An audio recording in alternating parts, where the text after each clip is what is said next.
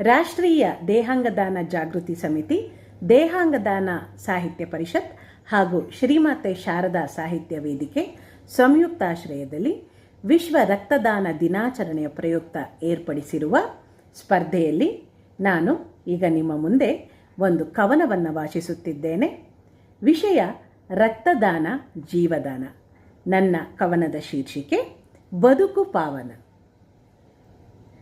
ಮಾನವ ಜನ್ಮ ದೊಡ್ಡದು ಎನ್ನುವರು, ಇದ ವ್ಯರ್ಥ ಮಾಡಬೇಡಿ ಎಂದ ಹಿರಿಯರು.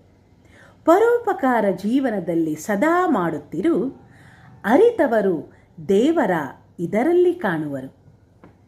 ರಕ್ತ ಮಣ್ಣಿನಿಂದ ಮಾಡಿದ ಶರೀರವಿದು, ಜೀವ ನೀಡಲು ರಕ್ತ ಧಮನಿಯಲ್ಲಿ ಹರಿಯುವುದು.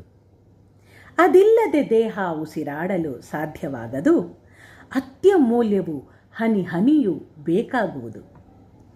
ದುರದೃಷ್ಟ ಸನ್ನಿವೇಶವೊಮ್ಮೊಮ್ಮೆ ಎದುರಾದಾಗ, ಅಪಘಾತ ಅನಿರೀಕ್ಷಿತವಾಗಿ ಸಂಭವಿಸಿದಾಗ, ರಕ್ತದಾನ ಮಾಡುವ ಅವಶ್ಯಕತೆ ಬಂದಾಗ, ಹಿಂಜರಿಯದೆ ಮಾಡಬೇಕು ಮಾನವನೆಂದಾಗ. ಮಾಡು ರಕ್ತದಾನ, ನೀಡು ಜೀವದಾನ, ಸಾರ್ಥಕತೆ ಪಡೆಯುವುದು ಮಾನವ ಜೀವನ. ಸಮಾಜ ಜೀವಿಯಾಗಿ ಬದುಕಲು ಪಾವನ, ದೇವನೊಲುಮೆ ಪಡೆವ ಸುಲಭದ ವಿಧಾನ. ಅವಕಾಶಕ್ಕಾಗಿ ಧನ್ಯವಾದಗಳು.